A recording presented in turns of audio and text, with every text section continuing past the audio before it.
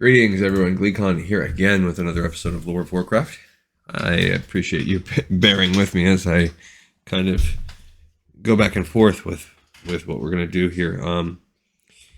So, in reading the last episode with you guys, I felt that now we needed to jump back in here for at least another episode or so, and perhaps this will catapult us right into the orcs and humans game, but it is my inkling that we should be able to pull a few chapters out of this book. We'll see. We're a quarter of the way through the book now, so let's find out what happens next. Stay a while and listen to chapter 5. It's called Sands in the Hourglass.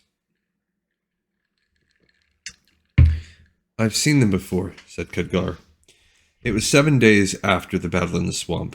With their return to the tower and a day of recovery on Khadgar's part, the young mage's apprenticeship had begun in earnest. The first hour of the day before breakfast, Khadgar practiced his spells under Medivh's tutelage.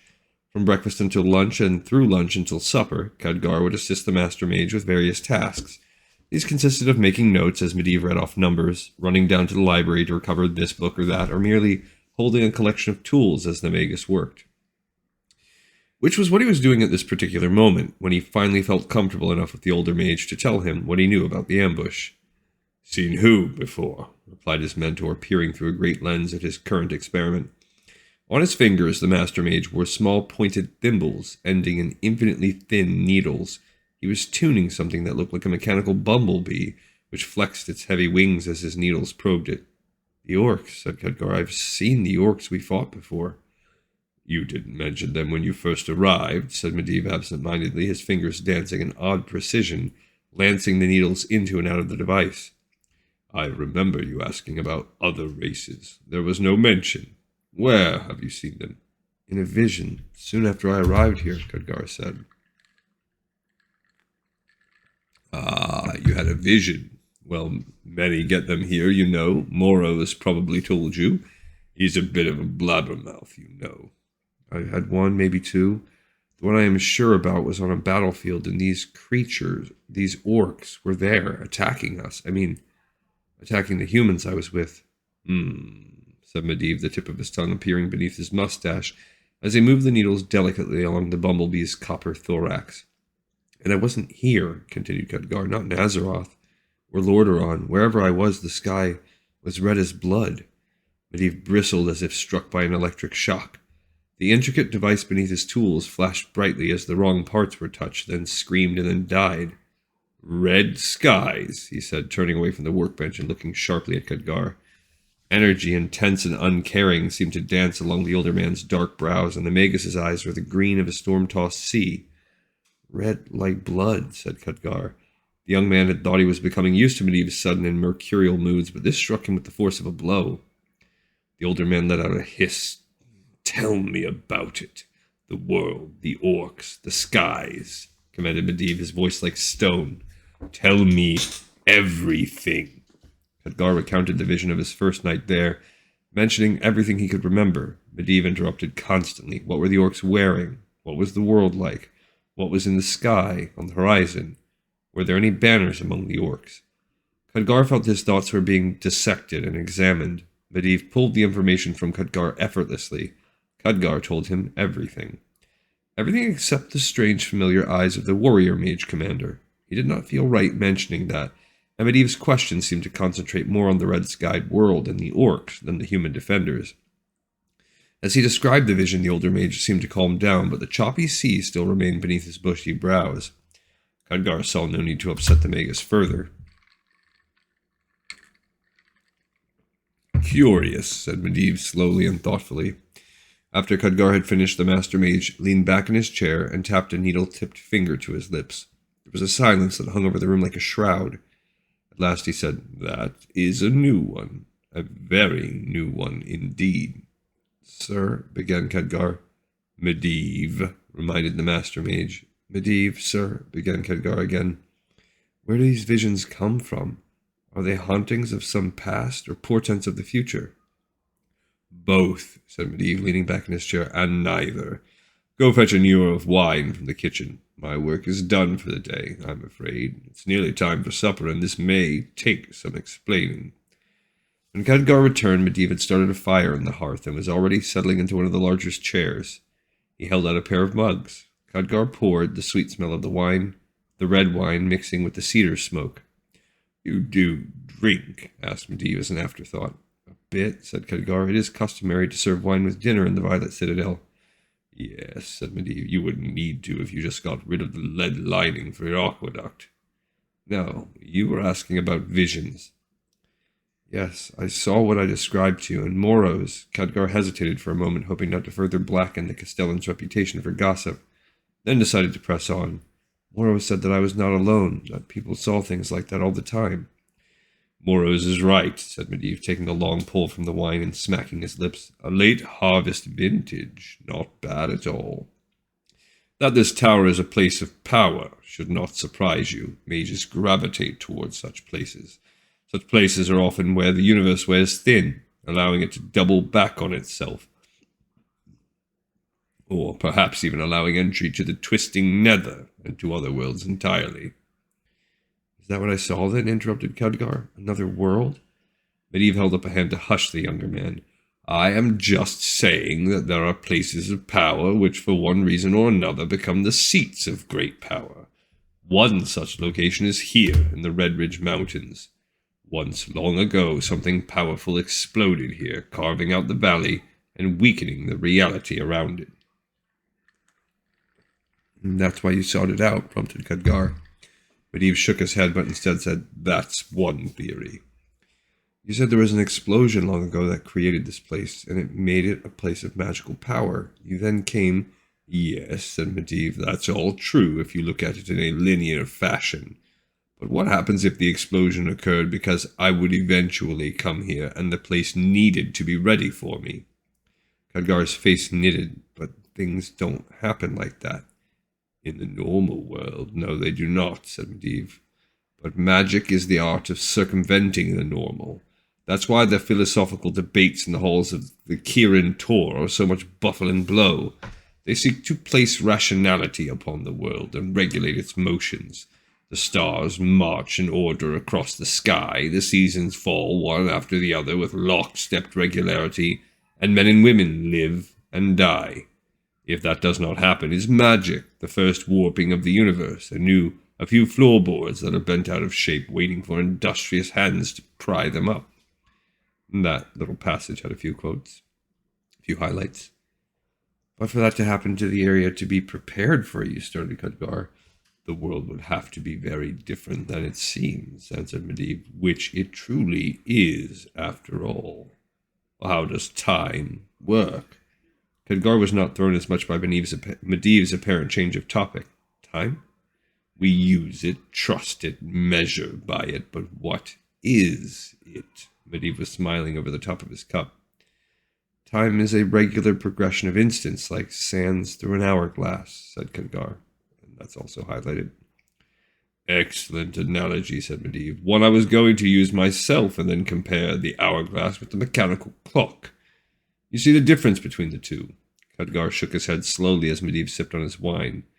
Eventually the mage spoke. "No, you're not daft, boy. It's a hard concept to wrap your brain around. The clock is a mechanical simulation of time, each beat controlled by a turning of the gears. You can look at a clock and know that everything advances by one tick of the wheel, one slip of the gears. You know what is coming next because the original clockmaker built it that way." "All right," said Khadgar, "time is a clock." "Ah, but time is also an hourglass," said the older mage, reaching for one planted on the mantel and flipping it over. Khadgar looked at the timepiece and tried to remember if it was there before he had brought up the wine, or even before Medivh reached for it. "The hourglass also measures time." "True," said Medivh, "yet here you never know which particle of sand will move from the upper half to the lower half at any instant.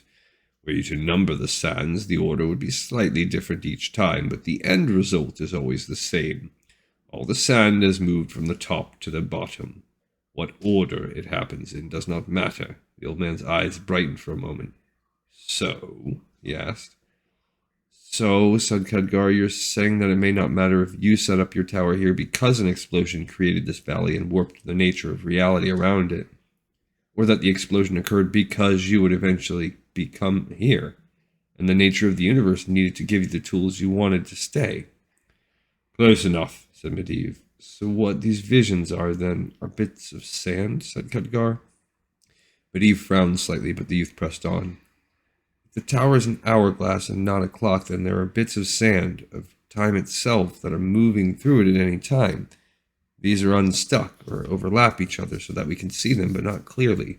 Some of it is parts of the past, some of it is parts of the future. Could some of it be of other worlds as well? Medivh was now thinking deeply to himself. It is possible. Full marks. Well thought out. The big thing to remember is that these visions are just that, visions. They waft in and out. Were the tower a clock, they would move regularly and be easily explained, but since the tower is an hourglass, then they don't. They move at their own speed and defy us to explain their chaotic nature. Medivh leaned back in his chair, which I, for one, am quite comfortable with. I could never really favor an orderly, well-planned universe. Khadgar added, But have you ever sought out a particular vision? Wouldn't there be a way to discover a certain future and then make sure it happened? Medivh's mood darkened. Or make sure it never comes to pass, he said. No, there are some things that even a master mage respects and stays clear of. This is one of them. But, no buts, said Medivh, rising and setting his empty mug on the mantelpiece. Now that you have had a bit of wine, let's see how that affects your magical control.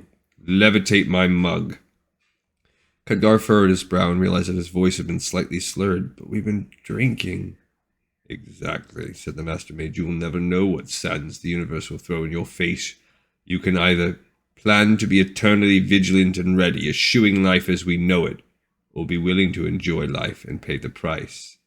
That one had a lot of highlights. Now try to levitate the mug.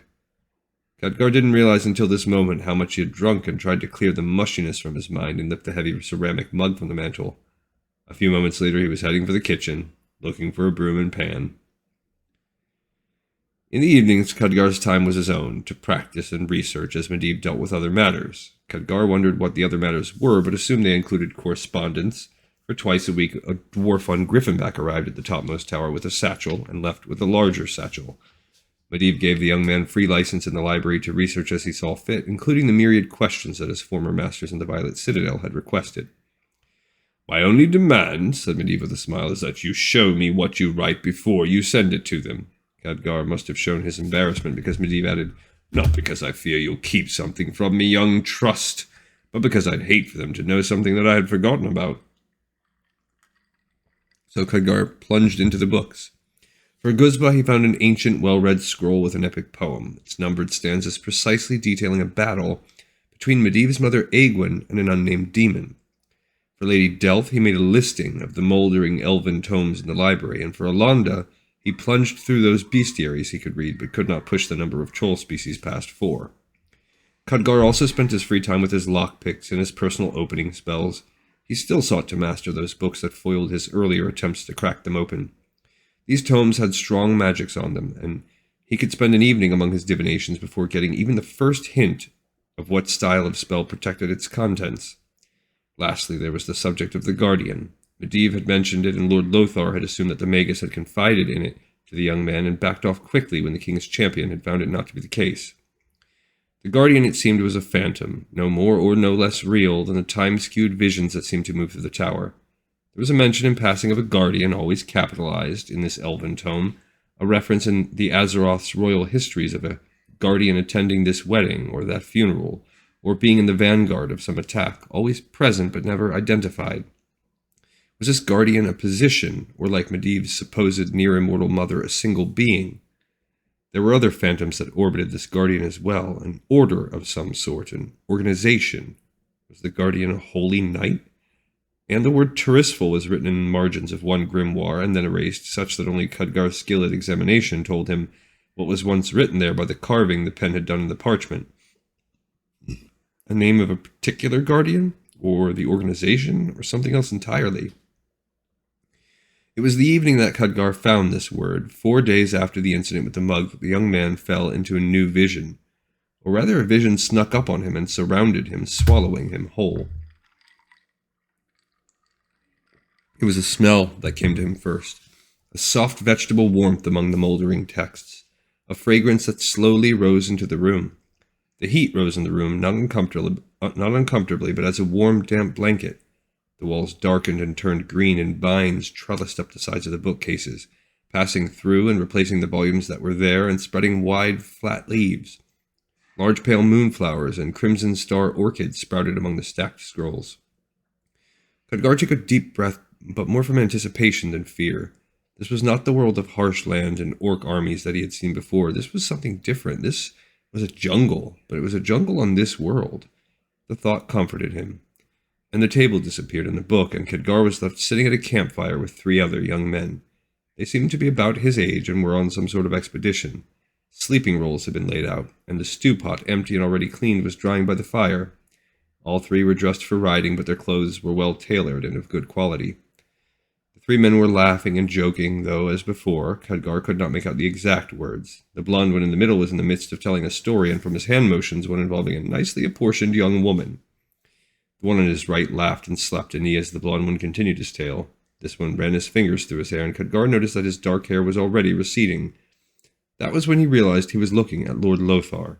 The eyes and nose were his, and the smile just the same, but the flesh was not yet weathered, and his beard was not graying, but it was him. Khadgar looked at the third man and knew at once it had to be Medivh. This one was dressed in a dark green hunter's garb, his hood pulled back to reveal a young, mirthful face. His eyes were burnished jade in the light of the campfire, and he favored the blonde one's story with an embarrassed smile. The blonde one in the center made a point motion to the young Medivh, who shrugged, clearly embarrassed. The blonde one's story apparently involved the future Magus as well. The blonde one had to be Lane, now King Lane of Azeroth. Yes, the early stories of the 3 of them had found their way even into the Violet Citadel's archives. The 3 of them often wandered through the borders of the kingdom, exploring and putting down all manner of raiders and monsters. Lane concluded his story, and Lothar nearly fell back over the log he was sitting upon, roaring with laughter. Medivh suppressed a laugh himself into his curled hand, looking like he was merely clearing his throat. Lothar's laughter subsided, and Medivh said something, opening his palms upward to make a point. Lothar did pitch backward now, and Lane himself put his face in his hand, his body heaving in amusement. Apparently whatever Medivh said stopped Lane's story entirely. Then something moved in the surrounding jungle. The 3 stopped their revelry at once. They must have heard it. Khadgar, the ghost at this gathering, more felt it instead, something malevolent lurking at the borders of the campfire. Lothar rose slowly and reached for a great wide-bladed sword laying in its sheath at his feet. Lane stood up, reaching behind his log to pull out a double-headed axe, and motioned for Lothar to go one way, Medivh to go the other. Medivh had risen as well by this point, and though his hands were empty, he, even at this age, was the most powerful of the 3. Lane, with his broadaxe, loped forward to one side of the campsite. He might have imagined himself as stealthy, but Khadgar saw him move with firm-footed deliberation. He wanted whatever was there at the edge to reveal itself. The thing obliged, bursting from its place of concealment. It was half again as tall as any of the young men, and for one instant he thought it was some gigantic orc.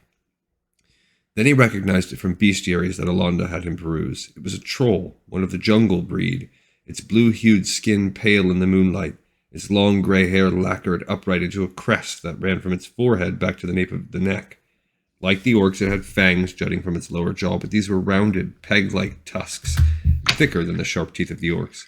Its ears and nose were elongated, parodies of human flesh. It was dressed in skins, and chains made of human finger bones danced on its bare chest. The troll let out a battle roar, baring its teeth in its chest in rage, and feinted with its spear. Lane swung at the outthrust weapon, but his blow went wide. Lothar charged from one side, and Medivh came up as well, eldritch energy dancing off his fingertips. The troll sidestepped Lothar's greatsword and danced back another step when Lane shredded the air with his huge axe. Each step covered more than a yard, and the 2 warriors pressed the troll each time it retreated. It used the spear more as a shield than a weapon, holding the haft two-handed and knocking aside the blow. Khadgar realized the creature wasn't fighting to kill the humans, not yet. It was trying to pull them into position. In the vision, young Medivh must have realized the same thing because he shouted something to the others, but by this time it was too late, for 2 other trolls chose that moment to leap from their hiding places on either side of the combat. Lane, for all his planning, was the one caught by surprise, and the spear skewered his right arm. The broadaxe's blade bit into the earth as the future king screamed a curse. The other 2 concentrated on Lothar, and now the warrior was being forced back, using his broad blade with consummate dexterity, foiling first one thrust, then the other. Still, the jungle trolls showed their strategy. They were driving the two warriors apart, separating Lane from Lothar, forcing Medivh to choose. Medivh chose Lane. From his phantom viewpoint, Khadgar guessed it was because Lane was already wounded. Medivh charged, his hands flaming, and caught the butt end of the troll's spear in the face as the troll slammed the heavy haft against Medivh's jaw, then turned and with one elegant motion pummeled the wounded Lane. Medivh went down and so did Lane, and the axe spun out of the future sovereign's hand. The troll hesitated a moment, trying to determine who to kill first. It chose Medivh, sprawled on the ground at its feet, the closer of the two. The troll raised the spear, and the obsidian point glowed evil in the moonlight. The young Medivh choked off a series of syllables. A small tornado of dust rose from the ground and flung itself into the troll's face, blinding it. The troll hesitated for a moment and clawed at its dusty orbs with one hand. The hesitation was all Medivh needed, for he lunged forward not with a spell but with a simple knife, plunging it into the back of the troll's thigh. The troll gave a scream in the night, stabbing blindly. The spear dug into where Medivh had been, for the young mage had rolled to one side and was now rising, his fingertips crackling. He muttered a word, and lightning gathered in a ball between his fingers and lanced forward. The troll jolted from the shock and hung for a moment, caught in a blue-limbed seizure. The creature fell to its knees, and even then was not done, for it tried to rise, its rheumy red eyes burning with hatred for the wizard. The troll never got its chance, for a shadow rose behind it, and Lane's recovered axe gleamed briefly in the moonlight before coming down on the troll's head, bisecting it at the neck. The creature sprawled forward, and the two young men, as well as Khadgar, turned to the trolls, battling with Lothar. The future champion was holding his own, but just barely, and had backed almost across the entire campsite. The trolls had heard the death scream of their brother, and one continued to press his attack as the other charged back to deal with the two humans. It let out an inarticulate bellow as it crossed the campsite, its spear before it like a knight on horseback. Lane charged in return, but at the last moment veered to one side, dancing aside the spear's point. The troll took 2 more steps forward, which brought him up to the campfire itself, and where Medivh was waiting. Now the mage seemed to be full of energy, and, limned by the coals before him, looked demonic in his demeanor. He had his arms wide, and he was chanting something harsh and rhythmic. And the fire itself leaped up, taking a brief animated form of a giant lion, and leaped on the attacking troll. The jungle troll screamed as the coals, logs, and ash wrapped itself around him like a cloak and would not be shrugged off. The troll flung itself on the ground and rolled first one way and then the other, trying to dampen the flame, but it did no good. Finally, the troll stopped moving entirely, and the hungry flames consumed it. For his part, Lane continued his charge and buried his axe in the side of the surviving troll. The beast let out a howl, but its moment's hesitation was all that Lothar needed. The champion batted away the outthrust spear with a backhanded blow, then with a level, precise swing cut the troll's head cleanly from its shoulders. The head bounced into the brush and was lost. Lane, though bleeding from his own wounds, slapped Lothar on the back, apparently taunting him for taking so long with his troll. Then Lothar put a hand to Lane's chest to quiet him and pointed at Medivh. The young mage was still standing over the fire, his hands held open, but fingers hooked like claws. His eyes were glassy in the surviving firelight, and his jaw was tightly clenched. As the two men and the phantom Khadgar ran over to him, the young man pitched backward. By the time the pair reached Medivh, he was breathing heavily, and his pupils were wide in the moonlight. Warrior's envisioned visitor leaned over him, as the young mage strained to push the words out of his mouth. "Watch out for me," he said, looking at neither Lane nor Lothar, but at Khadgar. Then the young Medivh's eyes rolled up in his head, and he lay very still. Lothar and Lane were trying to revive their friend, but Khadgar just stepped back. Had Medivh truly seen him as the other mage, the one with his eyes on the war-swept plains, had? And he had heard him, clear words spoken almost to the depth of his soul. Khadgar turned, and the vision dropped away as quickly as a magician's curtain. He was back in the library again, and he almost stumbled into Medivh himself. "Young trust," said Medivh, the version much older than the one laying on the ground in the vanished vision. "Are you all right? I called out, but you did not answer." "Sorry, sir," said Khadgar, taking a deep breath. "It was a vision. I was lost in it, I'm afraid." Medivh's dark brows drew together. "Not more orcs and red skies?" he asked seriously, and Khadgar saw a touch of the storm in those green eyes. Khadgar shook his head and chose his words carefully. "Trolls, blue trolls, and it was a jungle. I think it was this world. The sky was the same." Medivh's concern deflated, and he just said, "Jungle trolls. I met some once down south in the Stranglethorn Vale." The mage's features softened as he himself seemed to become lost in a vision of his own. Then he shook his head. But no orcs this time, right? You are sure? No, sir, said Khadgar. He did not want to mention that it was that battle he was witnessing. Was it a bad memory for Medivh? Was this the time when he slipped into the coma? Looking at the older mage, Khadgar could see much of the young man from the vision. He was taller, but slightly stooped from his years and researches. Yet there was the young man wrapped within the older form. Medivh, for his part, said, Do you have Song of Aegwin? Khadgar shook himself out of his thoughts. The song? Of my mother, said Medivh. It would be an old scroll. I swear I can't find anything here since you've cleaned. It is with the other epic poetry, sir, said Khadgar.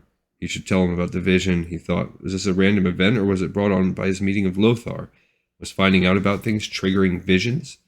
Medivh crossed to the shelf and, running a finger along the scrolls, pulled the needed version, old and well-worn. He unwound it partway, checked it against a scrap of paper in his pocket, then rewound and placed it. I have to go, he said suddenly. Tonight, I'm afraid. Where are we going? Asked Khadgar. I go alone this time, said the elder mage, already striding toward the door. I will leave instructions for your studies with Moros. When will you return? Asked Khadgar after his retreating form. When I am back, bellowed Medivh, taking the stairs up 2 at a time already. Khadgar imagined the Castellan already at the top of the tower, with his runic whistle and the tame griffin at the ready. Fine, said Khadgar, looking at the books. I'll just sit here. Figure out how to tame an hourglass. Alright, so that key moment that we're looking for is when Medivh admits to Khadgar that he is the Guardian. So we didn't hit that yet up, so I'm thinking for sure we've got at least one more chapter. This episode is in the pipes 5x5. I will keep you guys informed about where we're at as best as I can. But I look forward to seeing you on the next episode of Lore of Warcraft. Thank you so much for listening.